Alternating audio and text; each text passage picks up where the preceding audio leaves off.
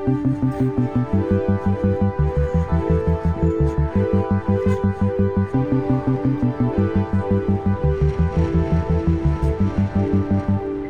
MTA just released their final draft of the Queen's Bus redesign. And if you're hearing about this for the first time, what's happening is that the MTA is changing all the bus routes throughout the city to adapt to passengers' modern day needs. With changing rider demographics, especially after the pandemic, it's become more crucial for the MTA to meet the needs of passengers who are not using transit as regularly or consistently as they used to. The purpose of the redesign is to ensure that the bus routes that you're using today do a better job of serving you and getting you to your destination faster. But with nearly 4 years of planning and 3 separate plans being introduced, the current iteration is the MTA's final and largely similar to the current network that we have today. Bus redesigns have become a new trend among many transit agencies throughout the country, especially in the post-pandemic era. In the New York region alone, we've already seen some redesigns, including the one in the Buffalo-Niagara region and Suffolk County. In places like Westchester and Newark, New Jersey, they're currently in the process of redesigning their own bus network. Then there's Nice Bus, which has always been experimenting with incremental changes throughout the years. Meanwhile, in the city, historically the bus redesign started with Staten Island Express buses led by Andy Byford back in 2018.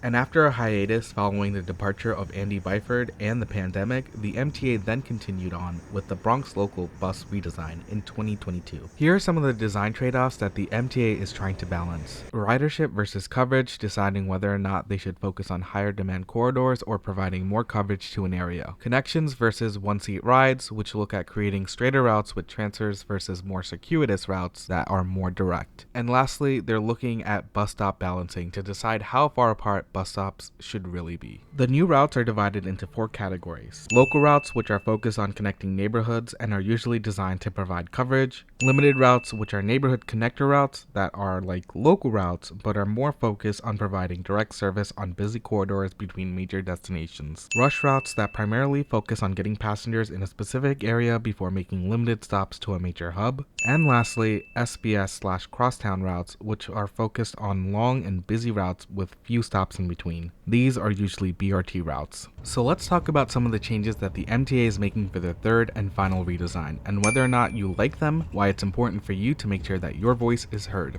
Now, before I get started, one thing I want to say is that there's so much going on in this redesign, and it's impossible to talk about every single line and every single stop that's being proposed. I suggest doing the research on your own, and I'll be providing the links in order to do so. I will be mainly focusing on primary corridors and specific regions and my opinions on them. Feel free to disagree with me, but please make sure that your feedback is heard by the MTA. So starting off going from west to east, at Long Island City, the MTA plans on extending the Q103 and detouring the Q101 down to the waterfront at Hunters Point, finally connecting the ferry to bus service, as well as providing bus service to the new emerging downtown. The new Q101 will also offer increased connections to Astoria, so people that live in the Long Island City area can access the nightlife there. In Astoria, the MTA, in part with the upcoming Brooklyn redesign, is proposing running the B62 from downtown Brooklyn all the way to Astoria, offering a one-seat ride from Queens to Brooklyn. This new route will connect Astoria and Long Island City down to Greenpoint and Williamsburg. Going towards Queens Plaza, the MTA has decided to split the Q66 into 2 routes. The Q63, which will be the local version of the Q66, and the remaining Q66 will now become a rush route. This is probably one of my first major disagreements with the proposal. I feel like this route service type is not what it should be, and I believe the Q66 should actually become a crosstown SBS route, making only major stops along the corridor. Northern Boulevard is a very busy bus corridor, and it deserves a faster route. Flying out to LaGuardia Airport, the MTA plans on replacing the Q48 bus by extending the Q50 to LaGuardia Airport. This provides a direct service from the airport to the Bronx. However, I'm a bit skeptical about the route's reliability as it traverses through some areas with high traffic volume. But it does provide a desperately needed connection between Corona and College Point,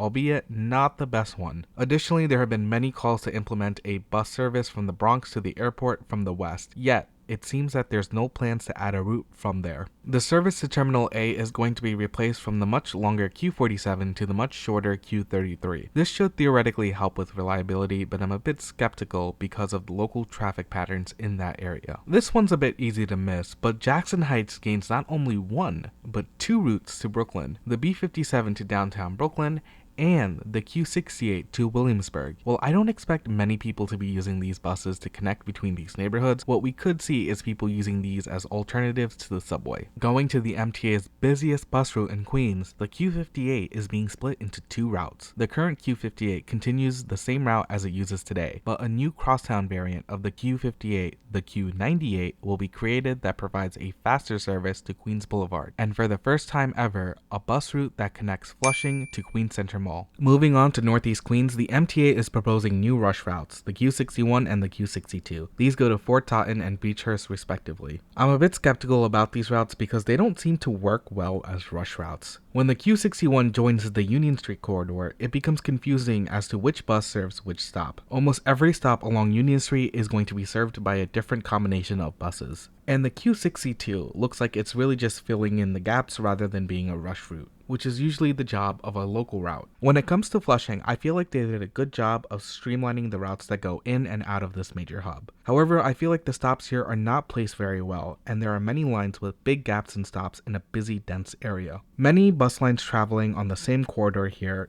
don't have stops together, and this makes it very inconvenient and confusing for passengers. I'm disappointed to see that the MTA removed their proposal for the Q78. This was a proposed local route that ran on the Springfield Boulevard corridor and would have been the only bus route in the city not to connect to a subway line. Instead, it would focus on connecting passengers to the LIRR. It would also provide a great connection between Bayside and Oakland Gardens, which is now losing their connection because the Q31 is being rerouted. Going down to the Fresh Meadows Union Turnpike corridor, the MTA has given it a massive, well-deserved upgrade. The corridor now has all-day limited stop service, and the branches of the Q46 have been cleaned up and given their own route designations. However, I do have some issues with both the proposed Q45 and the Q75. Having both routes go from Queens Boulevard to Fresh Meadows along Union Turnpike seems a bit of an overkill for me. I would rather have the Q45 supplement the Q64 as a rush route that goes through Forest Hills, another busy station and destination that would benefit from being connected to Fresh Meadows.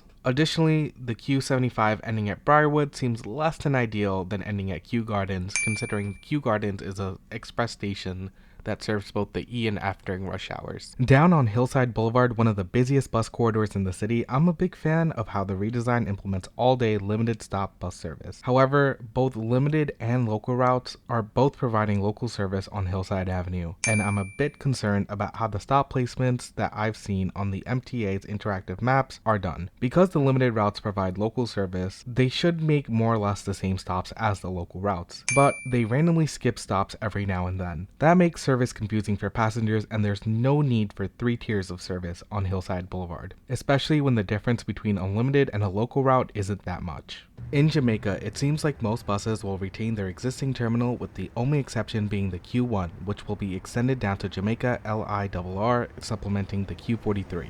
Going further south to Merrick Boulevard, I think this is probably one of the best corridors in the redesign, where it fixes almost all of the issues that were present before. All the branches are now relabeled with all-day limited stop service in the core section. Looking over to Guy R. Brewer Boulevard, it seems that the MTA wants to get rid of the Q113 and double down on the Q114. They're also making a fix for the issues presented by Hook Creek and making the Q111 a rush route. In doing so, they created a new local route, the Q115, to take its place. Flying into JFK is the Q37, which is a new route serving the airport. It replaces the Q10 local variant, offering a duplicate service from Kew Gardens to the airport. And lastly, there are new east-west routes being proposed in southern Queens. The Q51 and the B55 offer new east-west crosstown connections that we don't have today. I'm curious to see how these new services get utilized in the long run.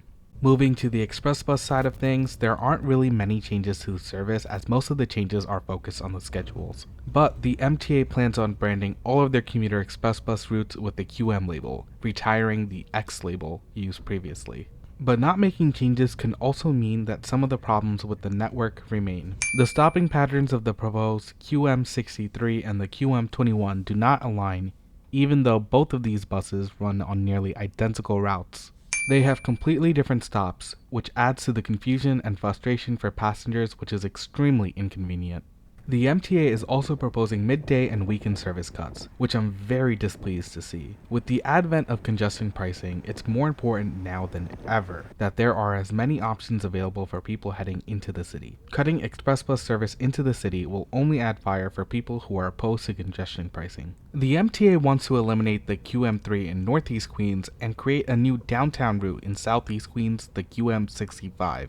Additionally, all downtown buses will receive a new stop in Manhattan. This stop is located on the east side at East 34th Street and 1st Avenue. This is a new shortcut for people trying to get to and from the east side of Manhattan. Overall, I just gave you a fraction of the changes that the MTA is planning on making, but I don't have time to cover all of them. I'm just focusing on some of the major ones, but I have so many opinions on all of the changes throughout the borough. I do think the restructuring of many routes here in the redesign is pretty good, but that doesn't mean there aren't flaws in the plan. I don't think some of these proposed routes are very effective at what they're expected to do. Some of my biggest issues have to deal with bus stop balancing throughout the borough and on main corridors. I'm also not happy with a lot of rush routes running overnight continuing to only provide limited stop service. So what I'm planning to do is to write down all my specific issues and send it to the MTA's feedback portal. Just because it's the final draft, that doesn't mean changes can't be made anymore. The MTA has made adjustments after previous redesigns in the past. For big issues, feel free to reach out to your representatives in the City Council District and in the Community Board District. I'll leave a link down below so you can find out who represents you.